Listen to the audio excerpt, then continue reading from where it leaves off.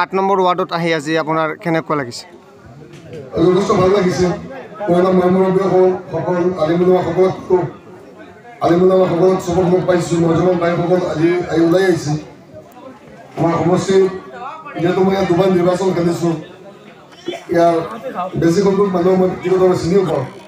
শীতলমাৰী চামৰালীত মানুহক সেইসকল মানুহ ওলাই আহিছে। নতুন পুৰণা মানুহতো আছেই, বহুত নতুন নজমানসকল ওলাই আহিছে। নতুন মানুহ আহিছে আমাৰ লগত। মই সকলোকে আন্তৰিক অভিনন্দন জনাইছোঁ যে আমাৰ সভাত আহি পেলাই উপস্থিত হোৱাৰ কাৰণে। আৰু আজিৰ এই সভাখন নিৰ্বাচনী সভা নাছিলে, এইখন দুৰ্নীতি বিৰোধী সভা আছিলে, এটা পৰিৱৰ্তনৰ সভা আছিলে। আৰু আজিৰ সভাই প্ৰমাণ কৰিছে যে ইয়াত তলাচাবি যোৱাৰ সময় আহি গৈছে। তলাচাবি বিন্যা গান্ধীৰ পৰা চিৰ বিদায় লোৱাৰ সময় আহিছে। আজিৰ সভাই এইটো প্ৰমাণ কৰিছে। আজিৰ সভাই নহয়, মই ডেইলি প্ৰগ্ৰাম কৰি আছোঁ, ডেইলি প্ৰগ্ৰাম কৰি আছোঁ। ডেইলি মোৰ ঘৰত বহুত মানুহবিলাক জইন কৰি আছে, আপোনালোকে ছ'চিয়েল মিডিয়াত জড়িত পাই আছে। আমাৰ সকলো মানুহৰ এটাই কথা, আমাৰ সমষ্টিত MLA নমিনী প্ৰতিনিধি তেওঁৰ কৰ্মচাৰীৰ দ্বাৰা 25 কোটি টকাৰ দুৰ্নীতি হৈছে। মছজিদ মাদ্ৰাছা কৰ্মস্থান ইত্যাদি ইত্যাদি ৰাস্তা ঘাটৰ টকা দুৰ্নীতি হৈছে। এই টকাখিনি আমি কম সময়ৰ ভিতৰত আমাৰ UDF-ৰ সুপ্ৰিমৰ ওচৰত মোৰ চাচাৰ ওচৰত এইটোৱে অনুৰোধ যে কম সময়ৰ ভিতৰত এই টকাখিনি কিন্তু যোনে যোনে খাইছে চব টকা উকলিয়াই মানুহক মছজিদ কৰ্মস্থান টকাখিনি দিব লাগে। সামাজিক মাধ্যম যোগে দেখা পাইছোঁ শীতকালীন অধিৱেশন চলি আছে, সেই বিষয়ে আপুনি কি ক'ব? পাৰ্লিয়ামেণ্টত MLA নাই। আৰে ভাই, এতিয়াতো শীতকালীন চলিছে, গৰমকালীনতো নাথাকে আমাৰ MLA। ক'ত থাকিব? ডাঙৰ মানুহ, তেওঁলোক ডাঙৰ মানুহ। এছেম্বলিত আৰু সোমাই আছে নেকি? কোনোদিনে এছেম্বলিত নাই, কোনোদিনে ডিষ্ট্ৰিক্ট ডিপাৰ্টমেণ্টৰ মিটিঙত শুনিছিল নেকি আমাৰ MLA কোনো গৈছে? কোনোদিনে এইবিলাকত নাযায়। গতিকে এইবিলাক বস্তু ৰাইজে বুজি পাব লাগে আৰু ৰাইজে এইবাৰ সঠিক সিদ্ধান্ত দিব লাগে। মই দেখিছোঁ এইবাৰ ছ'চিয়েল মিডিয়াত বহুত নজমানে সমষ্টিত বহুত যুৱকে এই আৱাজ উঠাইছে যে আমাৰ বিধায়কজন আজি এছেম্বলিত নাই। কিয় বৃন্দা গান্ধীৰ চকীখন এছেম্বলিৰ ভিতৰত, কিয় বৃন্দা গান্ধীৰ চকীখন খালী হৈ আছে?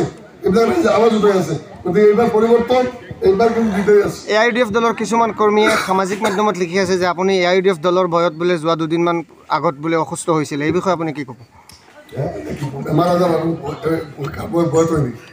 সামাজিক মাধ্যমত লিখি আছে AIUDF দলৰ কিছুমান মই ভয় কৰা মানুহ গোটেই হেৰি জানে, গোটেই অসমত জানে, সমষ্টি মানুহ জানে। ভয় কৰা মানুহ জানো মই সেই যিমান ডাঙৰ ডাঙৰ নেতা পেলালো কাজিয়া কৰা মানুহ বৰ্তমান সিহঁতৰ কৰ্মীয়ে কৈছে। মই সুপ্ৰিমক এৰি দিয়া নাই নেতা ভয় কৰা মানুহ। সেই দেখা নাই নেকি উজাই আৰু ডাঙৰ ডাঙৰ আছে বাদ দেবিলাক কথা আৰু বেলেগ কথা হ'ব। বেমাৰ হৈছে মানুহ, গা বেমাৰ হ'বই। ৰাইজে দোৱা কৰিছে, 3টা ব্যাকৰণ কমেণ্ট লাগিছে। 3000 দোৱা কৰিছে নাই ৰাইজক?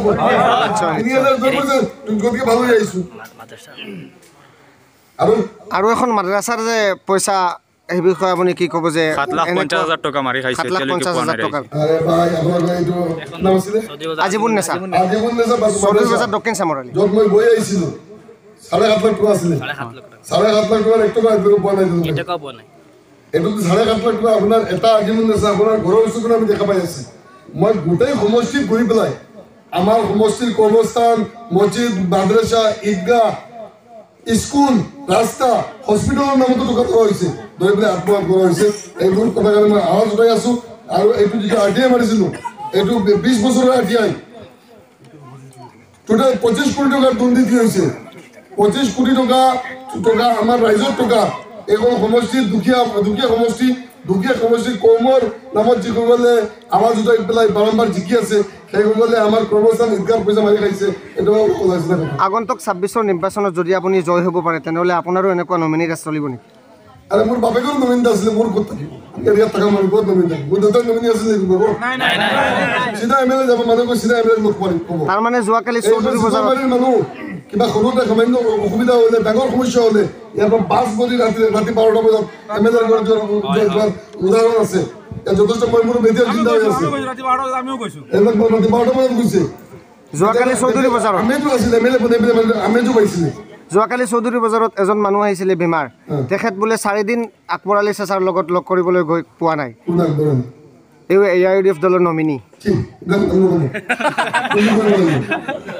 এইবিলাকে যিবিলাকে মছজিদ কৰ্মচাৰী মাৰি খাইছে, এইবিলাকৰ নাম ল'লে কুন্দি কৰিব লাগিব। দাঁতত পোক সোমাব। তাৰমানে আপোনাৰ কথাত গম পোৱা যায় যে আপোনাৰ যদি আপুনি জিকিব পাৰে, তেনেহ'লে আপোনাৰ নমিনী ৰাজ নচলে। নমিনী ৰাজ নচলে। আৰু যিবিলাক নমিনীয়ে টকা মাৰি খাইছে, যদি গাঁতৰ তলত যায়, পাতালৰ তলত যায়, আমাৰ কৰ্মস্থান, মছজিদ, মাদ্ৰাছাৰ টকা পাতালৰ তলৰ পৰা বিচাৰিব নিব লাগে পেটৰ পৰা টকা ওলাই কৰ্মচাৰ কাম হ'ব ইনশাআল্লাহ ধন্যবাদ চিন্তা কৰিছোঁ ধন্যবাদ